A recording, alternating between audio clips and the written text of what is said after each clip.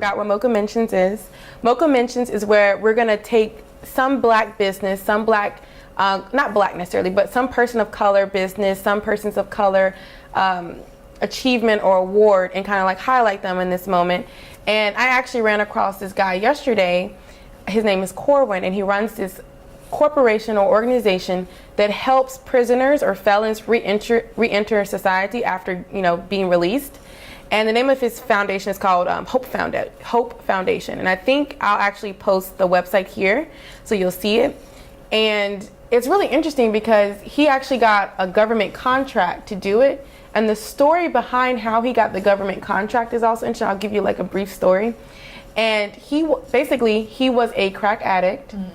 And I think, I'm not 100% sure if he was selling or using it when he went to prison. Okay. But he's now clean. I think he told me he went to prison in 2003.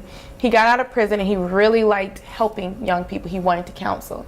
He really wanted to counsel. So he was just doing it in his free time, counseling young men and stuff in the inner city of DC, trying to keep them off the streets. Right. And then also going into prisons and trying to help these guys get jobs after being in prison for so long.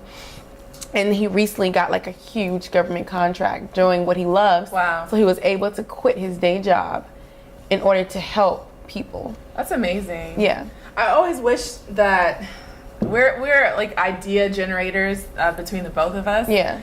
But I was thinking, if there's some way to generate some kind of job occupation through the medical industry for people that are coming out with convictions, like, is there some kind of training program, some kind of technical program? So that's something I was asking him, because I was saying, like, how hard is it for someone to get a job if you have a felony? And he was like, honestly, it's not that. It is hard if you don't know the system. And he was like, that's what his program is for.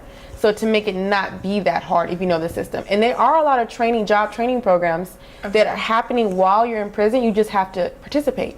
And then he was telling me another thing that you can do is use your skill set that you have. So a lot of people in prison will become cooks. What you should do is when you get out is you should put that on your resume. I was a cook. Not just that you were a felon, but that you also were a cook.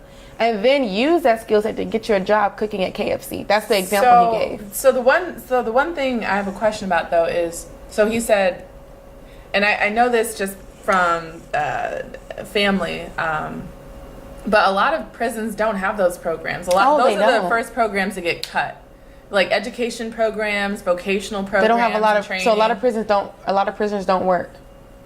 Well, they may work, but they're not like necessarily training programs. They're like almost like slave labor essentially. Like they're making things that are not necessarily like skilled worker. Things that you could really put on your resume. So a company would really want you to have some kind of like a certificate, you know, things like that, that kind of on the job experience. So I don't know about that. I mean, he probably knows more than I do, but the thing he said that he runs across the most with prisoners when it comes to the actual jobs is not that they're not getting the jobs, it's just that they're applying for jobs that they're not going to get. Got it. He was like, if you want to be a truck driver, maybe don't apply for like driving trucks across country. Maybe apply to be a trash truck driver first. Build your resume up first, and then pull out to what you want to do. Yeah, really smart. Because I can imagine if you keep getting rejection after rejection, you feel demoralized. And you're like, what's the point? Like, I might as well go back to jail, like, if I can't get an opportunity. And that's why he was saying it's great. So when we were talking, he's like, it's great that Obama released all these prisoners through clemency or whatnot. But what do they do now? What is the next step now? And then something he told me was like, a lot of these felons, they can't be in rooms with other felons. Oh, because of their their probation. Right, they can't live with felons. And a lot, like, if you get released and you know, what were your friends like before you went to jail? They probably weren't on the up and up 100%. So you can't even live with a felon. What if your mom's a felon? What if your brother's a felon? Where do you live? So it's kind of like restraining where you live already, which I thought was interesting. But check out his foundation and his website if you want more information. And, you know, share it with people that need the resource, because I was very enlightened by his story and everything. Do you want to move on? Yeah, sure. So we're going to move on.